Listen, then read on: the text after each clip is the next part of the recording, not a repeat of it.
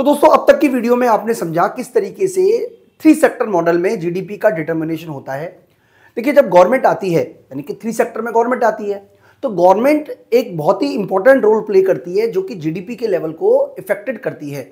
यानी कि गवर्नमेंट के पास कई सारे टूल्स हैं, जैसे गवर्नमेंट एक्सपेंडिचर हुआ, टैक्सेस हुए, ट्रांसफर पेमेंट हुआ, जिसके माध्यम से गवर्नमेंट जो है ओवरऑल जीडीपी के लेवल को इफेक्टेड करती है। तो इस वाली वीडियो में हम आपको समझाने वाले हैं कि आखिरकार ये जो टूल्स हैं जिसमें गवर्नमेंट एक्सपेंडिचर हुआ, टैक्स हुआ, इसके अलावा ट्रांसफर पेमेंट हुआ, ये किस तरीके से जीडीपी के लेवल को इन्फ्लुएंस करते हैं, सभी के बारे में डिटेल में बताऊं। उससे पहले मैं आपको ये भी बता देता हूं कि हमने UGC net, PGT economics, assistant professor, इसके अलावा यूजी पीजी तमाम तरीके के कोर्सेज बनाए हुए जो कि आपको हमारी एप्लीकेशन महाविद्या इकोनॉमिक्स स्कूल में मिल जाएंगे। तो आप हमारी एप्लीकेशन डाउनलोड कर लें। इसके अलावा हमारा आप कह सकते हो डिस्क्रिप्शन बॉक्स में एपीके दिया हुआ है, वहां से भी आप एप्लीकेशन डाउनलोड कर सकते हैं। तो मैं आपको बताने की कोशिश कर रहा था कि जैसे ही गवर्नमेंट सेक्टर मार्केट में आता है, गवर्नमेंट सेक्टर के द्वारा जीडीपी के लेवल को इन्फ्लुएंस करने के तीन टूल्स हैं, जिसमें से पहला टूल है गवर्नमेंट परचेजेस या गवर्नमेंट एक्सपेंडिचर आप बोल सकते हो, दूसरा टूल है टैक्सेशन और तीसरा टूल है ट्रांसफर पेमेंट। हालांकि जिस तरीके से टैक्सेशन काम करता है उसी तरीके से ट्रांसफर पेमेंट काम करता है, बिल्कुल एडवर्स तरीके से। तो किस तरीके से इफेक्ट पड़ता है, सबसे पहले हम आपको बता देते हैं। सबसे पहले हम बात कर रहे हैं कि फिस्कल पॉलिसी के बारे में। तो फिस्कल पॉलिसी बेसिकली गवर्नमेंट के द्वारा एक्सपेंडिचर पॉलिसी है या इनकम पॉलिसी है, जिसके माध्यम से गवर्नमेंट पूरे के पूरे जीडीपी के लेवल को इन्फ्लुएंस करती है। दो तरीके की पॉलिसी होती है, एक्सपेंशनरी फिस्कल पॉलिसी और दूसरा है contractionary fiscal policy. Expansionary fiscal policy का मतलब हुआ कि गवर्नमेंट जीडीपी के लेवल को बढ़ाने के लिए ओवरऑल एक्सपेंडिचर को बढ़ा रही है। इसका मतलब एक्सपेंशनरी फिस्कल पॉलिसी में गवर्नमेंट जो है वो अपने एक्सपेंडिचर को बढ़ाती है और या टैक्सेस को कम कर देती है, जिससे कि जीडीपी का लेवल बढ़ जाता है।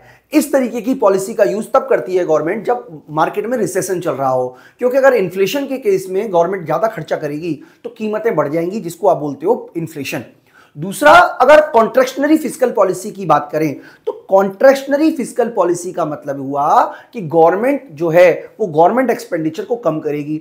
मान लीजिए देश में रिसेशन आ गया है, मान लीजिए आप सामान ही नहीं खरीद पा रहे हो, मान लीजिए आपके पास एम्प्लॉयमेंट ही नहीं है, तो गवर्नमेंट रोड बनाएगी, गवर्नमेंट सड़क बनाएगी, गवर्नमेंट क्या करेगी, इंफ्रास्ट्रक्चर पे खर्चा करेगी, जिससे कि इकोनॉमी में पैसा पंप करेगा और जीडीपी का लेवल बढ़ेगा। तो मल्टीप्लायर इफेक्ट जो कि आपने ऑलरेडी पढ़ा है वो बताता है कि भैया जब गवर्नमेंट एक्सपेंडिचर करती है तो जीडीपी उतनी नहीं बढ़ती जितनी कि गवर्नमेंट के द्वारा एक्सपेंडिचर किया गया है, बल्कि जीडीपी उससे कहीं ज्यादा बढ़ती है, जिसको कि हम गवर्नमेंट एक्सपेंडिचर कहते हैं। तो वो मैं आपको बताऊं तो मैं आपको ऑलरेडी बता चुका हूं कि गवर्नमेंट स्पेंडिंग का जो इफेक्ट करती है, ट्रांसफर पेमेंट इफेक्ट करता है, टैक्सेस इफेक्ट करते हैं। अभी हम आपसे जो डिस्कस करने वाले हैं वो ये बताने वाले हैं कि आखिरकार गवर्नमेंट स्पेंडिंग किस तरीके से जीडीपी के लेवल को इन्फ्लुएंस करती है और कितने लेवल तक करती है, जिसको हम बोलते हैं गवर्नमेंट एक्सपेंडिचर मल्टीप्लायर। जैसे मान लीजिए गवर्नमेंट ने एक्सपेंडिचर किया 100 करोड़ का, यानी कि 100 करोड़ के क्या बनाए, रोड बनाए, ब्रिज बनाए, इसके अलावा नई नई आप कह सकते हो कि एक तरीके से एक्सपेंडिचर करने पे खर्चा किया, इंफ्रास्ट्रक्चर डेवलपमेंट पे खर्चा किया। इससे क्या होगा कि जो इनकम का लेवल बढ़ेगा वो मान लीजिए 500 करोड़ बढ़ा, तो इसका मतलब इस केस में जो गवर्नमेंट एक्सपेंडिचर मल्टीप्लायर है, delta Y upon delta g इसका फॉर्मूला होता है, वो कहलाएगा इस केस में 500 अपॉन में 100 इक्वल टू 5। तो an increase in government spending will increase automatic spending, यानी कि ये बताने की कोशिश की जा रही है कि भैया जैसे ही आपकी एग्रीगेट स्पेंडिंग बढ़ा देगा, आपका अगर आपकी जी में वृद्धि होती है तो जी बढ़ने से अगर आपका एग्रीगेट एक्सपेंडिचर बढ़ता है तो ओवरऑल एग्रीगेट डिमांड का लेवल जो है वो बढ़ जाएगा, जिसकी वजह से जीडीपी का लेवल भी बढ़ जाएगा। और जीडीपी का लेवल बढ़ जाएगा, इसका मतलब ये हुआ कि जो जीडीपी में वृद्धि होगी वो गवर्नमेंट एक्सपेंडिचर के बढ़ने के से कहीं ज्यादा होगी। इसका मतलब ये हुआ कि इसका जो प्रोपोर्शन है, किसका proportion, change in income due to change in government spending, इसी को हम बोलते हैं गवर्नमेंट एक्सपेंडिचर मल्टीप्लायर। यानी कि गवर्नमेंट एक्सपेंडिचर मल्टीप्लायर क्या है उसको मैं डायग्राम से भी आपको समझा देता हूं। देखिए बिल्कुल सिंपल समझ लीजिए, हम ऑलरेडी दोस्तों पढ़ के आ रहे हैं, बहुत पीछे से पढ़ के आ रहे हैं, जिसमें हमने ये समझा है कि ये हमारा एग्रीगेट डिमांड का लेवल है जो कि C plus I plus G है, और ये जो है ये वाला हमारा एग्रीगेट एक्सपेंडिंग है, और इक्विलिब्रियम लेवल तब होता है जब एग्रीगेट डिमांड एग्रीगेट सप्लाई बराबर हो, जो कि E0 पर स्टेब्लिश हो गया है, और जीडीपी का लेवल है Y0। अब अगर मान लीजिए गवर्नमेंट स्पेंडिंग बढ़ती है, गवर्नमेंट स्पेंडिंग का मतलब है C plus I plus G में से G को बढ़ाया जाता है, तो डेफिनेटली जब ये G बढ़ेगा तो ये जो एग्रीगेट डिमांड कर्व है, क्योंकि गवर्नमेंट स्पेंडिंग ऑटोनोमस होती है, हम ये मान के चलते हैं, तो इस तरीके से हमारा एग्रीगेट डिमांड हो जाएगा AD1 C plus I plus G। और अब आप इक्विलिब्रियम लेवल आप देख पा रहे हो, E पॉइंट पर आया, यानी कि ओवरऑल इनकम का लेवल बढ़कर Y1 हो गया। मैं उम्मीद कर रहा हूं कि आपको मेरी बात समझ में आ रही होगी। इसका मतलब यह हुआ कि अब आपका जो गवर्नमेंट स्पेंडिंग बढ़ा है वो 100 से बढ़ा है, और जो गवर्नमेंट इनकम बढ़ी है मान लीजिए वो 200 से बढ़ी है, तो इस केस में जो मल्टीप्लायर होगा वो 2 कहलाएगा। यानी कि कैसे मल्टीप्लाई निकालेंगे, kg equal to delta Y upon delta i, sorry delta ji equal to 200 divided by 100 equal to 2।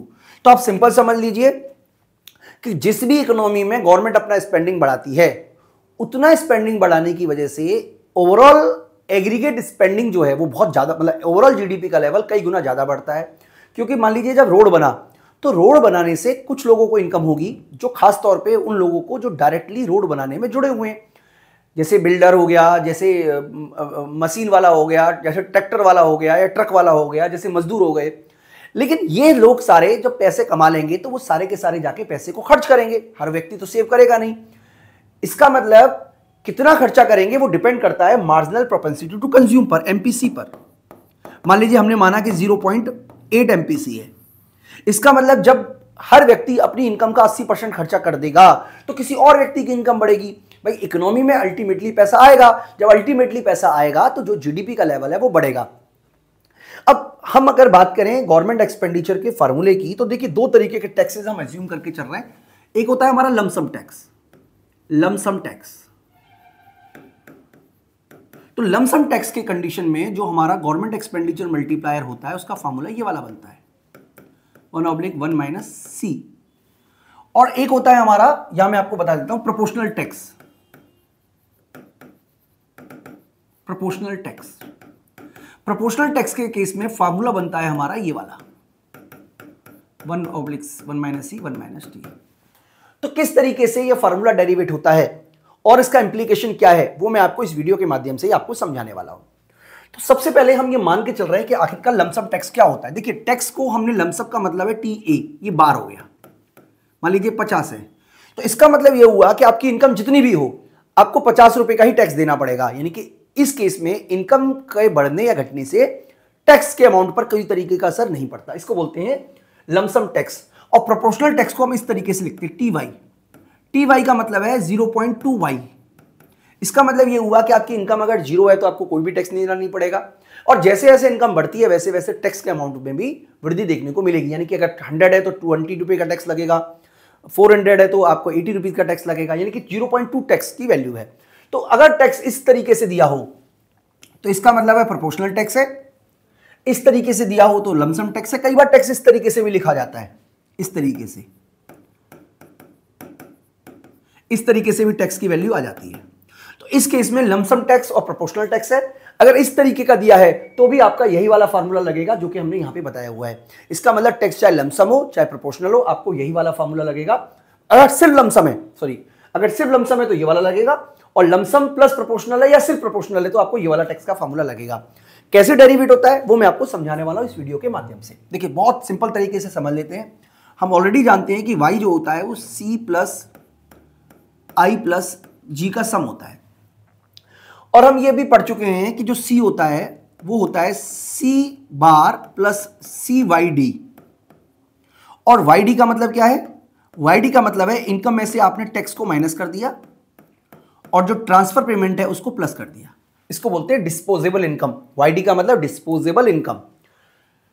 तो इसको वैल्यू को पुट करके देखते हैं। Y इक्वल टू C की जगह C bar plus C, small c का मतलब है marginal propensity to consume, MPC। Bracket में लग देंगे YD की जगह हम लिख देंगे Y minus TA bar plus TR bar plus I bar plus G bar. हमने सिंपल तरीके से लिख दिया।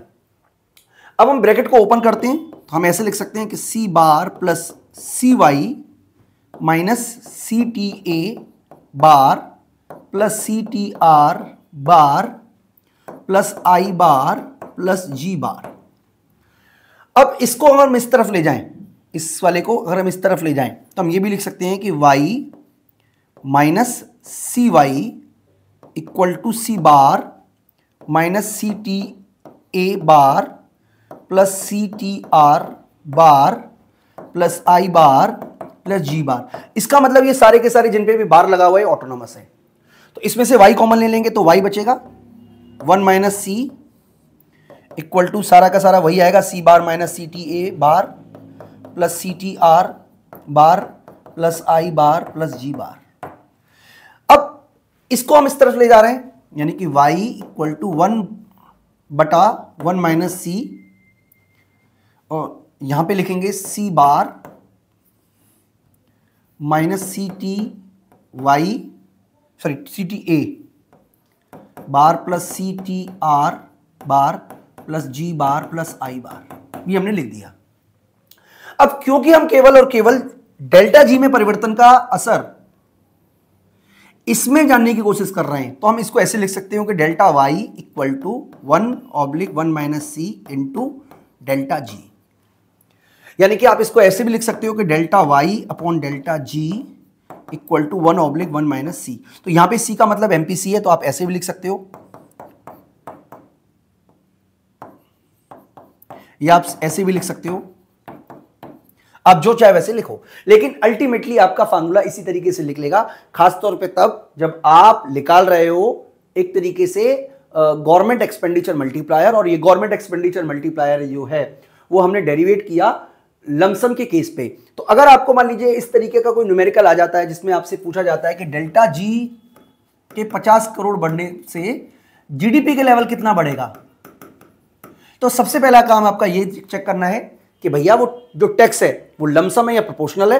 अगर लमसम टैक्स है यानी कि टैक्स इस तरीके से दिया हुआ है तो आप ये वाला फार्मूला पुट कीजिए, और इस वाले फार्मूले के थ्रू आप निकाल सकते हो। कैसे निकालोगे कि डेल्टा वाई, इसके लिए जरूरी है कि सी की वैल्यू भी दी हो। हम मान लेते हैं सी की वैल्यू 0.8 है, equal to delta Y upon delta g की जगह 50 लिख देते हैं, इक्वल टू 1/1 माइनस एमपीसी की जगह 0.8, तो ये बचेगा 0.25 यानी कि टोटल मिलाकर 250 आंसर आ जाएगा। तो इस तरीके से आप सॉल्यूशन करोगे। अगर इसमें टैक्स की वैल्यू दी है या नहीं दी है उससे कोई फर्क नहीं पड़ता, क्योंकि टैक्स को हम कंसीडर नहीं करेंगे, खासतौर पे जब हम चेंज इन वो निकालते, क्योंकि इनकम के बढ़ने पर टैक्स तो चेंज हुआ ही नहीं, इसलिए हम टैक्स को कंसीडर इस वाले फॉर्मूले में नहीं करते। दूसरा हम बात करते हैं कि हमारा जो टैक्स है वो लमसम है, सॉरी प्रोपोर्शनल टैक्स है, इस तरीके का टैक्स दिया हुआ है। तो उस केस में कैसे फार्मूला डेरिवेट करेंगे वो भी समझ लीजिए। देखिए प्रोपोर्शनल टैक्स का मतलब है कि जो हमारा वाई डी है वो कैसे लिखा जाता है, Y minus T Y plus T R bar. तो ये हमारा जो टैक्स है, ये इस वाले केस में हमारा जो टैक्स है वो प्रोपोर्शनल टैक्स बन गया। इतनी बात आप समझ लीजिए। तो हमारा जब फॉर्मूला लिखेंगे y equal to C plus I plus G, तो हम इसको सिंपल तरीके से ऐसे लिख सकते हैं कि y माइनस सी की वैल्यू सॉरी सी की वैल्यू लिखेंगे ना, तो सी की वैल्यू है C bar plus C bracket में y minus T Y plus T R bar plus I bar plus G bar. तो y को इसको ओपन करेंगे तो C bar plus C Y minus सी टी वाई बार, अच्छा इसमें bar नहीं लगेगा, plus C T R bar plus I bar plus G bar. अब इस वाले को इस तरफ लेके जा रहे हैं हम, इस वाले को, यानी कि y माइनस सी वाई, मैं ब्रैकेट में लगा लेता हूं इसको, सी वाई माइनस सी टी वाई प्लस नहीं बराबर C bar plus C T R bar plus I bar plus G bar. अब इसमें देखिए क्या है, इसमें हमारा y है तो यहां की जगह हम लिख देंगे y, हमने y को कॉमन ले लिया, 1 माइनस सी, ठीक है जी, माइनस सी टी, और यहां पे हम लिख देंगे सारा का सारा वही आएगा, C bar plus C T R bar plus I bar plus G bar. अब इसमें से क्या करेंगे, हम सी को कॉमन ले लेते हैं। सी को कॉमन ले लिया तो हम क्या लिखेंगे यहाँ पे, 1 minus T equal to C bar plus C T R bar plus I bar plus G bar.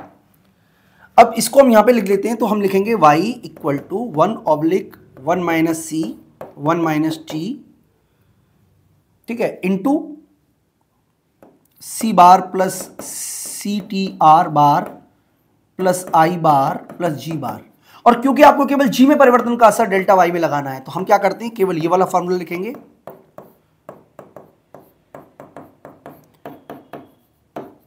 तो इस तरीके से आपका ये वाला फॉर्मूला डेरिवेट करके हमने आपको सिखाया, खासतौर पे तब जब आपका गवर्नमेंट एक्सपेंडिचर दिया हो प्रोपोर्शनल, और ये वाला फॉर्मूला तब लगेगा जब आपका गवर्नमेंट एक्सपेंडिचर दिया हो लमसम। यानी कि मैं आपको समराइज कर देता हूं, बिल्कुल सिंपल समझ लीजिए।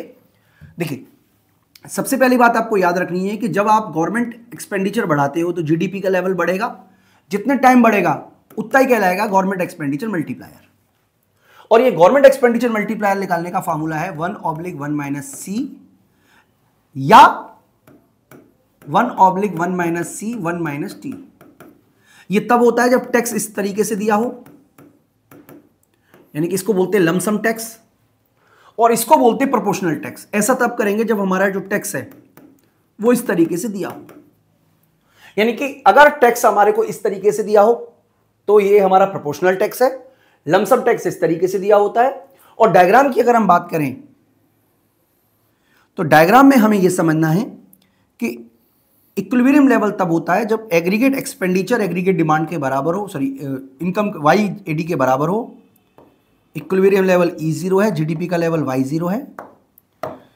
और अगर आप गवर्नमेंट एक्सपेंडिचर को बढ़ाते हो तो आपका जो जीडीपी का लेवल है वो कैसे बढ़ेगा, क्योंकि जी बढ़ने से एग्रीगेट डिमांड बढ़ेगा और उससे ओवरऑल जीडीपी का लेवल बढ़ जाएगा, और ओवरऑल जीडीपी का लेवल बढ़ने से, गवर्नमेंट एक्सपेंडिचर के बढ़ने से टैक्सेस का जो लेवल है वो, सॉरी मतलब जो जीडीपी का लेवल है वो बढ़ जाएगा। तो इस तरीके से हमने समझा गवर्नमेंट एक्सपेंडिचर मल्टीप्लायर किस तरीके से काम करता है। यानी कि गवर्नमेंट के द्वारा अगर मार्केट में पैसे को पंप किया जाता है तो जीडीपी में वृद्धि केवल उतनी नहीं होगी जितनी गवर्नमेंट एक्सपेंडिचर कर रही है, बल्कि उसके कई गुना ज्यादा होगी। इसी को बोलते हैं गवर्नमेंट एक्सपेंडिचर मल्टीप्लायर। मैं उम्मीद करता हूं कि आपको कंसेप्ट समझ में आया होगा। इस वीडियो में इतना ही, थैंक यू।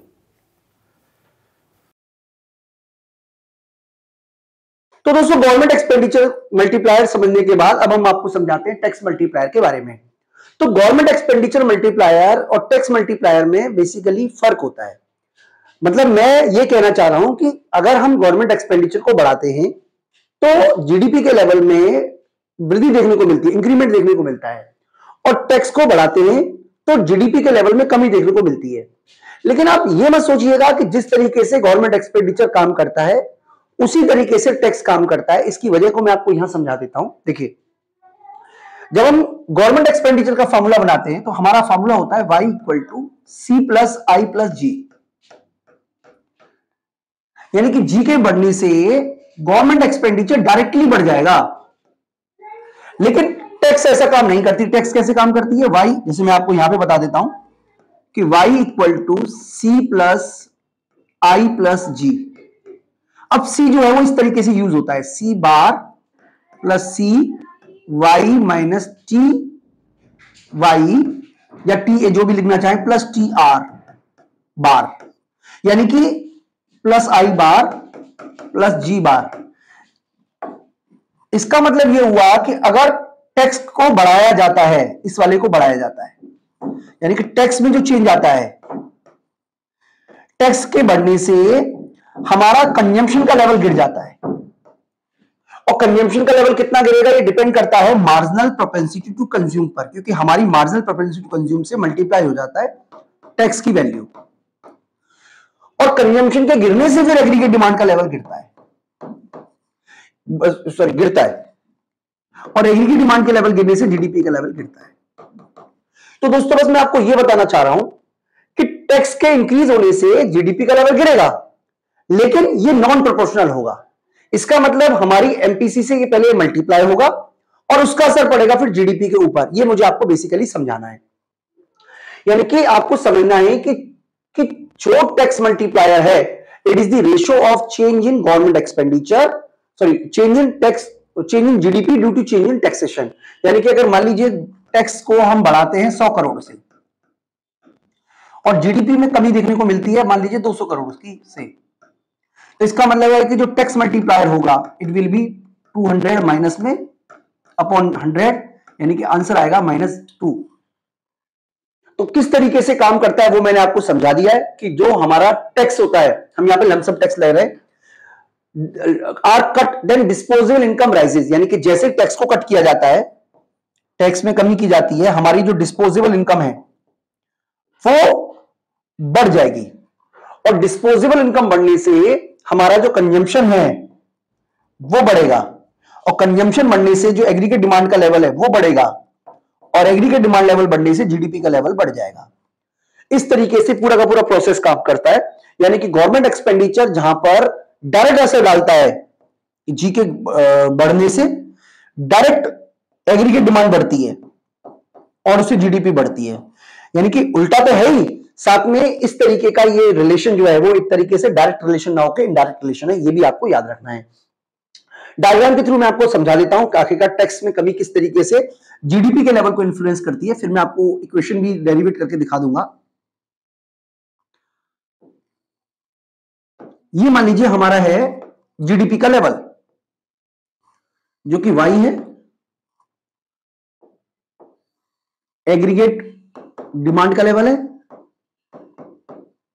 इक्विलिब्रियम लेवल, और ये है हमारा y। यानी कि यहां पे हम लिख रहे हैं जीडीपी, यहां पे हम लिख रहे हैं एक तरीके से एग्रीगेट डिमांड और एग्रीगेट सप्लाई। अब हम मान लीजिए टैक्सेस में कमी होती है, तो जैसे टैक्स को कम किया जाता है, टैक्स में कमी -TA, आप ऐसे लिख सकते हो, लेकिन ये मल्टीप्लाई होगा सी से, क्योंकि जो भी कमी होगी वो मल्टीप्लाई सी से होगी, प्रोपोर्शनल टू कंज्यूम पर डिपेंड करेगा। मतलब तो जो चेंज आएगा वो इस तरीके से चेंज आएगा, जीडीपी इस तरीके से बढ़ेगी, और इक्विलिब्रियम लेवल जो डिसाइड होगा वो होगा E1 पे, यानी कि जो इनकम का लेवल है वो बढ़ जाएगा। तो इस तरीके से टैक्सेशन में कमी जीडीपी के लेवल को बढ़ा देती है, जो कि मैंने आपको वीडियो के माध्यम से समझाने की कोशिश की है।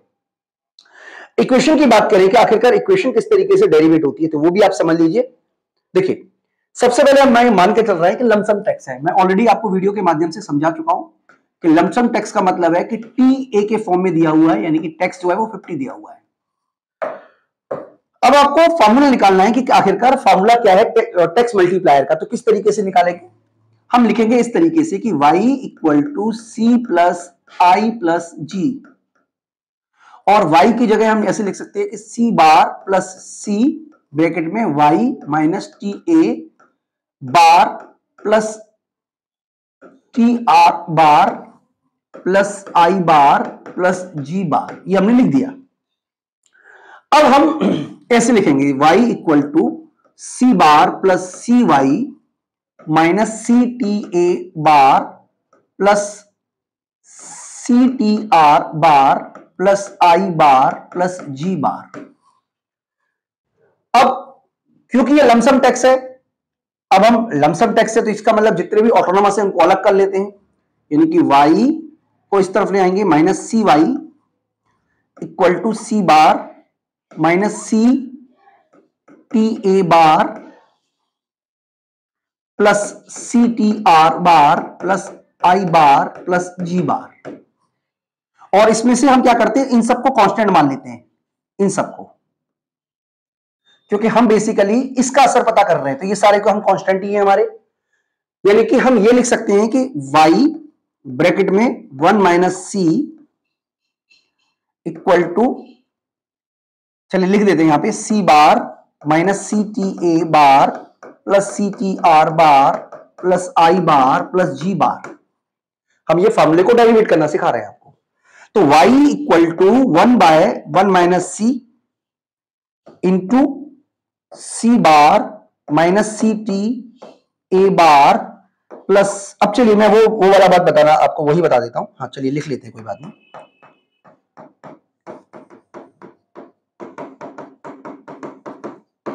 अब हम केवल और केवल इसको कांस्टेंट मान रहे हैं, इसको, इसको, इसको और इसको। यानी कि हम ऐसे लिख सकते हैं इसको कि y equal to 1 minus C into minus C T a. अब हम ये पता करने की कोशिश कर रहे हैं कि अगर सी टी ए में परिवर्तन होता है तो इसमें कितना परिवर्तन होता है। यानी कि हम ऐसे लिख सकते हैं कि delta y equal to minus c upon 1 minus C into delta t a. तो इस वाले फॉर्मूले से आपकी वैल्यू निकल जाएगी डेल्टा वाई की। यानी कि आपका जो फॉर्मूला है वो क्या बना कि delta Y upon delta t a equal to minus MPC upon MPS. आप ये वाला फॉर्मूला भी यूज कर सकते हो, ये वाला भी कर सकते हो, और इस तरीके से आप टैक्स मल्टीप्लायर निकालते हो। यानी कि टैक्स मल्टीप्लायर में हमेशा जो एमपीसी है वो ऊपर जाके माइनस में होता है, क्योंकि टैक्स के बढ़ने से जीडीपी के लेवल में कमी देखने को मिलती है। इस बात की आप बिल्कुल दिमाग में रखिएगा। आगे हम बात करें कि अगर यही चीज मान लीजिए प्रोपोर्शनल टैक्स होती तो किस तरीके से इक्वेशन डेरिवेट होती, वो भी आप समझ लीजिए। कोई बहुत बड़ा अंतर आता नहीं है। बेसिकली आप ऑलरेडी पढ़ चुके हो कि वाई जो होता है डिस्पोजेबल इनकम, वो बराबर होती है Y minus T Y plus T R bar की। तो हम ऐसे लिखेंगे C equal to C bar plus I bar plus G bar की जगह C plus C Y minus T Y plus T R bar plus I bar plus G bar. अब हम सी को ओपन करें, यानी कि आप सॉरी ये हमारा वाई है, तो वाई के लेवल निकालने के लिए ये हमारा सी बार हो गया जो कि प्रोपेंसिटी टू कंज्यूम को दिखा रहा है, plus C Y minus C T Y plus T R bar plus I bar plus G bar. तो y किसके बराबर है? अब ये सारे के सारे ऑटोनॉमस हैं, हम इसको एक साथ ले लेते हैं। तो यहां पे लिख लेते हैं C Y plus C Y minus सी टी वाई, और बाकी के सबको हम बार बोल देते हैं ए बार। ए बार का मतलब क्या है कि इसमें सी बार भी है, सी टी आर बार भी है, आई बार भी है और जी बार भी है। इन सबको मिलाकर हमने ए बार बोल दिया। ठीक है जी। अब हम क्या कर सकते हैं, ऐसे भी लिख सकते हैं y इक्वल टू, यहां पे मान लीजिए हमने y को कॉमन ले लिया, c minus T Y plus A, और अगर इसको इस तरफ ले जाएं माइनस वाई, चलिए इसको पूरा ले जाते हैं, इसको हटा देते हैं यहां से, पूरे को ले जाते हैं। हाँ ऐसे लिखते हैं y minus C Y plus C T Y, ये ब्रैकेट में लिखते हैं बेटा,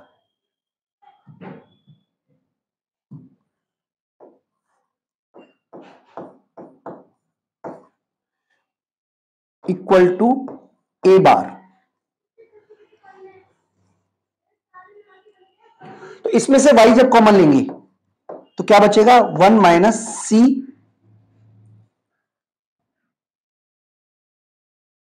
ब्रैकेट में minus C T equal to A bar, और अगर हमने c कॉमन ले लिया 1 minus C 1 minus T equal to A bar. तो आपका जो फॉर्मूला निकल के आया वो ये निकल के आया 1 माइनस सी ब्रैकेट में 1 minus t into delta A बार।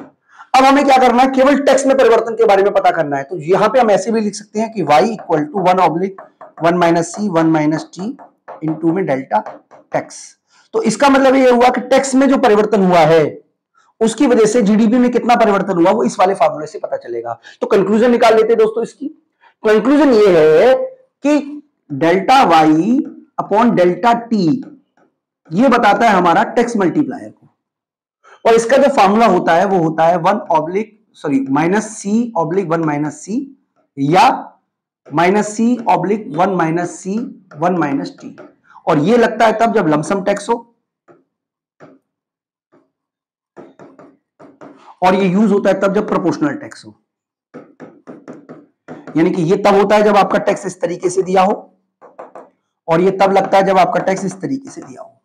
इस तरीके से दोस्तों आप अपना टैक्स मल्टीप्लायर की वैल्यू को कैलकुलेट कर सकते हो। सिंपल शब्दों में समझने की कोशिश करें तो आपको डेरिवेशन हमने समझाया है, किस तरीके से टैक्स को डेरिवेट किया जाता है। मैं उम्मीद करता हूं कि आपको समझ में आ गया होगा। इस वीडियो में इतना ही, थैंक यू। एक्सपेंडिचर में डिफरेंस होता है। गवर्नमेंट एक्सपेंडिचर का मतलब है कि गवर्नमेंट के द्वारा पैसा दिया जाना फॉर दी डेवलपमेंट पर्पज, यानी कि गवर्नमेंट जब रोड बनाती है, सड़क बनाती है, इंफ्रास्ट्रक्चर डेवलपमेंट पे खर्चा करती है, तो एक तरीके का ये गवर्नमेंट एक्सपेंडिचर है। तो गवर्नमेंट स्पेंडिंग एक तरीके से इकोनॉमी में आता है और डायरेक्ट जीडीपी के लेवल को बढ़ाने की कोशिश करता है। ट्रांसफर पेमेंट का मतलब है गवर्नमेंट द्वारा सब्सिडी देना, गवर्नमेंट द्वारा ओल्ड एज पेंशन देना, गवर्नमेंट के द्वारा लोगों को एक तरीके से मतलब एक तरीके का आर्थिक सहायता देना, सब्सिडी देना, यही ट्रांसफर पेमेंट का मतलब है। तो इससे क्या होता है, डायरेक्ट ये जीडीपी में नहीं जाता, बल्कि ये लोगों की डिस्पोजेबल इनकम को बढ़ाता है, और डिस्पोजेबल इनकम बढ़ने से कंजम्पशन का लेवल बढ़ता है, और कंजम्पशन का लेवल बढ़ने से जीडीपी का लेवल बढ़ता है। यानी कि जिस तरीके से टैक्स काम करता है उसी तरीके से ट्रांसफर पेमेंट भी काम करता है। मैं आपको एक एग्जांपल से समझा देता हूं। देखिए, हमने कहा कि 3 तरीके के टूल है गवर्नमेंट के पास, एक जी है, एक टी है और एक टीआर है, ट्रांसफर पेमेंट है। जी के बढ़ने से ओवरऑल एग्रीगेट डिमांड बढ़ जाएगी, क्योंकि एग्रीगेट डिमांड में सी प्लस आई प्लस जी एक कंपोनेंट होता है जी का, इसलिए ओवरऑल एग्रीगेट डिमांड बढ़ जाएगी, और एग्रीगेट डिमांड बढ़ने से जो जीडीपी का लेवल है वो बढ़ जाएगा। लेकिन अगर टैक्स कम होता है तो टैक्स कम होने से डिस्पोजेबल इनकम बढ़ती है, और डिस्पोजेबल इनकम बढ़ने से कंजम्पशन बढ़ता है, और कंजम्पशन बढ़ने से जीडीपी का लेवल बढ़ता है। लेकिन जो हिस्सा सेव हो गया वो एक तरीके का लीकेज है इकोनॉमी में, ये वापस नहीं आएगा। इसी तरीके से ट्रांसफर पेमेंट के बढ़ने से जीडीपी का लेवल बढ़ता है, जिससे कंजम्पशन बढ़ता है, जिससे इनकम बढ़ती है। यानी कि जिस तरीके से टैक्स काम करता है उसी तरीके से ट्रांसफर पेमेंट काम करता है, लेकिन अपोजिट डायरेक्शन में। यानी कि टैक्स के घटाने से जीडीपी बढ़ेगी तो ट्रांसफर पेमेंट के बढ़ाने से जीडीपी बढ़ेगी। इतनी बात आपको दिमाग में क्लियर हो जाना चाहिए। तो इसका फॉर्मूला क्या होता है? फॉर्मूला होता है k t are equal to delta Y upon delta T r. यानी कि ट्रांसफर रेवेन्यू के बढ़ाने से कितना गुना जीडीपी बढ़ी उसको बोलते हैं ट्रांसफर पेमेंट मल्टीप्लायर। और इसका इक्वेशन वाइज अगर हम निकालेंगे तो ये होगा प्लस एमपीसी अपॉन एमपीएस। तो किस तरीके से ये फॉर्मूला डेरिवेट होता है वो मैं आपको बता रहा हूं। मैं आपको ये मान के चल रहा हूं कि आपको अभी तक जो भी हमने डेरिवेशन किया है वो समझ में आ गया होगा, इसलिए मैं आपको लमसम के थ्रू ही बता रहा हूं, प्रोपोर्शनल के थ्रू नहीं बता रहा हूं। हालांकि अगर आप प्रोपोर्शनल के थ्रू करना चाहो तो यहां पे हमने ऑलरेडी इक्वेशन कराई हुई है, मैं उसी में आपको बता देता हूं। देखिए, अगर आप उसकी बात करोगे, इसकी बात करोगे प्रोपोर्शनल की, तो यहां पे सेम फॉर्मूला लगेगा, ये सब कुछ तो सेम रहेगा। तो सिंपल तरीके से यहां पे टीआर आ जाएगा, इतनी सी बात है। यानी कि ये जो चेंज हुआ है ना यहां पे, वो केवल टीआर की वजह से चेंज हुआ है। और क्योंकि ये वाला कांस्टेंट है इसलिए यहां पे मतलब मैं चलिए यहां से समझा देता हूं। चलिए मैं आपको पूरी तरीके से समझाता हूं, मैं कोशिश करता हूं कि आपको पूरा ही समझा देता हूं। देखिए, यहां मैं समझा देता हूं आपको। एक पेज ले लेते हैं। सबसे पहले हम लमसम टैक्स ले रहे हैं, लमसम ट्रांसफर टैक्स। यानी कि हम मान के हैं कि ऐसी कंडीशन है जहां पर टैक्स इस तरीके से दिया हुआ है। तो हमारा फॉर्मूला क्या बनेगा? y equal to C plus I plus G. C plus I plus G का मतलब है कि यहां पे हम ऐसे लिखेंगे C plus C bar plus C Y minus T A bar plus T R bar plus I bar plus G bar, इस तरीके से लिखेंगे। तो जब सॉल्व करेंगे तो हम इसको ऐसे सॉल्व करेंगे, C bar plus C Y minus C T A bar plus C T R bar plus I bar plus G bar, और ये इस तरफ चला जाएगा, यानी कि y minus C Y equal to C T bar minus C T A bar plus C T R bar plus I bar plus G bar. अब क्योंकि हम केवल इसका कनेक्शन, इसका ही रिलेशन पता करने की कोशिश कर रहे हैं, तो बाकी के सबको कांस्टेंट मान के हम इसको इग्नोर कर देते हैं। तो हम सिंपल लिख सकते हैं कि y ब्रैकेट में 1 minus c equal to C T R bar, अगर हम चेंज पता करेंगे तो। ठीक है जी, यानी कि चलिए इसके बाद हम चेंज पता कर लेंगे, यानी कि y किसके बराबर हुआ 1 माइनस सी into C T R bar के, यानी कि y को हम ऐसे लिख सकते हो कि c ऑब्लिक 1 माइनस सी इंटू डेल्टा टी आर, तो आपका ये डेल्टा फार्मूला बन गया। इस तरीके से आप फार्मूले को डेरिवेट कर सकते हो, यानी कि अगर लमसम टैक्स दिया हुआ है तो लमसम टैक्स के केस में ट्रांसफर पेमेंट मल्टीप्लायर का फार्मूला बनेगा delta y upon delta T R equal to 1 oblique C oblique 1 minus C. तो एमपीसी अपॉन एमपीएस ये आपका फार्मूला बन गया। तो एक बार हम इसको यहां पे भी समझा देते हैं, जैसा कि हमने आपको टैक्स मल्टीप्लायर में अभी आपको समझाया था। यहां पे देखिए, मैं आपको यहां से लेके यहां तक का तो हमारा सब कुछ सेम है, मैं सिर्फ ये वाला हिस्सा हटा देता हूं, ये वाला हिस्सा, ये तो सब कुछ सेम रहेगा। ठीक है, देखिए अब हम जो पता कर रहे हैं वो किसके बारे में पता कर रहे हैं, ट्रांसफर पेमेंट के बारे में, यानी कि y equal to 1 oblique 1 minus C bracket में 1 minus t into c delta T r, इसके बारे में पता कर रहे हैं। तो डेफिनेटली जो फॉर्मूला बनेगा वो क्या बनेगा, c ऑब्लिक 1 माइनस सी इंटू डेल्टा टी आर। तो दोस्तों अगर आपको ये डेरिवेशन समझ जरूरत है तो आप समझिए, अदरवाइज आप याद क्या रखना है वो समझ लीजिए। आपको याद ये रखना है कि गवर्नमेंट एक्सपेंडिचर मल्टीप्लायर क्या होता है। गवर्नमेंट, मैं आपको सिंपल लिख देता हूं कि जब गवर्नमेंट आती है तो गवर्नमेंट के पास 3 पावर होती है। एक टैक्स है, दूसरा है ट्रांसफर पेमेंट, और तीसरा है गवर्नमेंट एक्सपेंडिचर।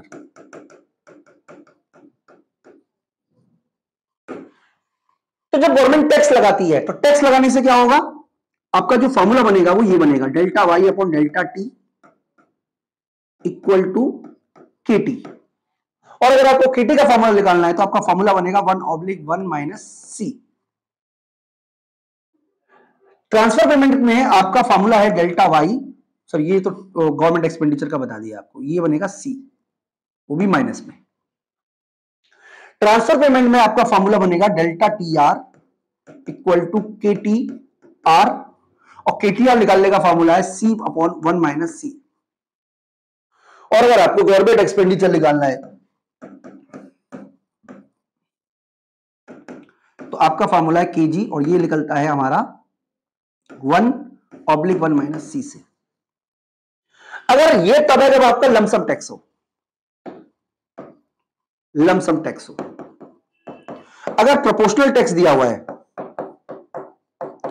तो आपका जो केटी है उसका फॉर्मूला बनेगा माइनस सी ब्रैकेट में 1 माइनस सी 1 माइनस टी, और केटीआर का फॉर्मूला क्या बनेगा, माइनस सी सॉरी प्लस सी 1 माइनस सी ब्रैकेट में 1 माइनस टी। इसी तरीके से गवर्नमेंट एक्सपेंडिचर मल्टीप्लायर का क्या फॉर्मूला बनेगा, delta Y upon delta ji equal to K G equal to 1 oblique 1 minus C 1 minus T. इस तरीके से दोस्तों हमने ट्रांसफर पेमेंट को समझा। और ट्रांसफर पेमेंट का अगर आपको डायग्राम बनाने की आवश्यकता हो और आप समझना चाहें तो आप एक बार डायग्राम भी समझ लीजिए किस तरीके से आप ट्रांसफर पेमेंट के इफेक्ट को दिखा सकते हो।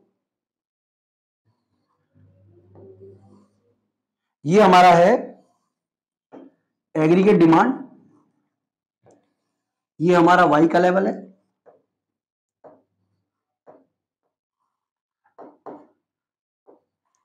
जीडीपी का लेवल है। अब एग्रीगेट डिमांड अब बढ़ जाएगा अगर ट्रांसफर पेमेंट बढ़ जाता है तो, यानी कि ये आपका बी हो गया, इक्विलिब्रियम लेवल जो है वो चेंज हो जाएगा। यानी कि ट्रांसफर पेमेंट अगर बढ़ता है तो जीडीपी का लेवल बढ़ जाएगा, ऐसा आपको समझ में आना चाहिए। मैं उम्मीद करता हूं कि दोस्तों ट्रांसफर पेमेंट भी आपको समझ में आ गया होगा। अभी के लिए इतना ही, थैंक यू। तो दोस्तों अब हम इस वीडियो में आपको बताने वाले हैं बैलेंस बजट मल्टीप्लायर के बारे में।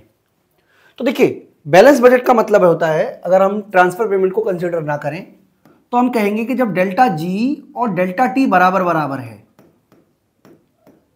यानी कि 100 रुपए गवर्नमेंट क्या कर रही है, इकोनॉमी से वसूल रही है, जबकि 100 रुपए वही वसूल रही है जो जीडीपी में लगाए गए हैं। इसका मतलब ये आपका प्लस हो गया, ये आपका माइनस हो गया एक तरीके से जीडीपी में। तो भी जो जीडीपी बढ़ेगी वो 100 रुपए से बढ़ेगी। यही कहलाता है बैलेंस बजट मल्टीप्लायर। यानी कि बैलेंस बजट मल्टीप्लायर जो होता है उसकी वैल्यू 1 के बराबर होती है। इसका मतलब अगर गवर्नमेंट स्पेंडिंग और टैक्स बराबर बराबर है, यानी कि जो चेंज इन टैक्स और चेंज इन गवर्नमेंट स्पेंडिंग बराबर बराबर है, तो भी जो जीडीपी बढ़ेगी वो सेम अमाउंट से बढ़ेगी गवर्नमेंट एक्सपेंडिचर के। इसी को बोला गया है बैलेंस बजट मल्टीप्लायर। यानी कि बैलेंस बजट मल्टीप्लायर हमें बताता है कि अगर गवर्नमेंट मार्केट से पैसा 100 करोड़ खींच ले और फिर से 100 करोड़ रुपए डाल दे, तो भी जीडीपी जो बढ़ेगी वो कई गुना ज्यादा बढ़ेगी, कम से कम 100 करोड़ से बढ़ेगी। तो इसकी वजह क्या है, वजह भी बता देता हूं मैं आपको। इसकी वजह यह है, आपने ऑलरेडी डिस्कस किया हुआ है, कि गवर्नमेंट एक्सपेंडिचर जो है जी, वो डायरेक्ट जीडीपी में जुड़ता है, क्योंकि हम जानते हैं कि एग्रीगेट डिमांड का कंसेप्ट होता है C+I+G। तो कितनी जीडीपी बढ़ेगी, इसकी जीडीपी बढ़ेगी मान लीजिए 100, चलिए मान लीजिए जो भी जीडीपी बढ़ी, यानी कि गवर्नमेंट एक्सपेंडिचर के बढ़ने से गवर्नमेंट एक्सपेंडिचर के बढ़ने से एग्रीगेट डिमांड बढ़ी और फिर जीडीपी बढ़ी। लेकिन अगर टैक्स को बढ़ाते हैं तो टैक्स के बढ़ाने से डिस्पोजेबल इनकम कम हो जाएगी, और डिस्पोजेबल इनकम कम होने का मतलब है कि आपका कंजम्पशन का लेवल गिरेगा, और कंजम्पशन का लेवल गिरेगा वो डिपेंड करता है आपकी एमपीसी पर, यानी कि एमपीसी कितनी उस पर डिपेंड करता है। और इससे क्या होगा, इनकम का लेवल बढ़ेगा। यानी कि अगर मान लीजिए आपने 100 का टैक्स लगाया है और एमपीसी आपकी 0.8 है, हम ये मान लें, तो भी आपका जो कंजम्पशन घटा वो 80 से घटा, ओनली 80 से, जबकि यहां पे जो बढ़ा वो डायरेक्ट 100 से बढ़ा। इसीलिए जो जीडीपी बढ़ेगी वो उसी अमाउंट में बढ़ेगी जिस अमाउंट में गवर्नमेंट एक्सपेंडिचर बढ़ा है, बजट मल्टीप्लायर। तो इसको हम एक इक्वेशन के थ्रू भी आपको शो कर सकते हैं। देखिए, आप जानते हो कि जो गवर्नमेंट एक्सपेंडिचर है प्लस डेल्टा टी जो है, इसकी वैल्यू 0 जब कहलाएगी तो वो कहलाएगा बैलेंस बजट मल्टीप्लायर। बेसिकली इसका मतलब ये है। तो हम क्या करते हैं, इसका जो फॉर्मूला है वो हम ऐसे लिख सकते हैं, 1/1 - C प्लस किसके बराबर है ये, -C/1 - C के। इन दोनों को जोड़कर हम वैल्यू निकालते हैं, कितनी आती है इसके बारे में, इसको हटाते हैं यहां से, ठीक है। तो ये इसका मतलब है, तो यहां पे हम एल लेंगे, तो यहां पे हम ऐसे लिख सकते हैं इसको, 1 - C/1 - C = 1। तो इस तरीके से हमें पता चला कि जो बैलेंस बजट मल्टीप्लायर है उसकी वैल्यू 1 के बराबर आती है। अब आप न्यूमेरिकल के थ्रू, हम मतलब आगे वक्त में जब आपको न्यूमेरिकल कराएंगे तो हम आपको यह भी बताएंगे कि किस तरीके से बैलेंस बजट मल्टीप्लायर का यूज करने पर जीडीपी का लेवल क्या होता है। मैं उम्मीद करता हूं कि आपको कंसेप्ट समझ में आ गया होगा। कंसेप्ट आपको याद रखना है कि बैलेंस बजट मल्टीप्लायर 1 के बराबर होता है, यानी कि जब गवर्नमेंट एक्सपेंडिचर और टैक्सेस को एक साथ बढ़ाया जाता है सेम अमाउंट में, तभी भी जीडीपी जो बढ़ेगी वो गवर्नमेंट स्पेंडिंग के बराबर बढ़ेगी। इस वीडियो में इतना ही दोस्तों, थैंक यू।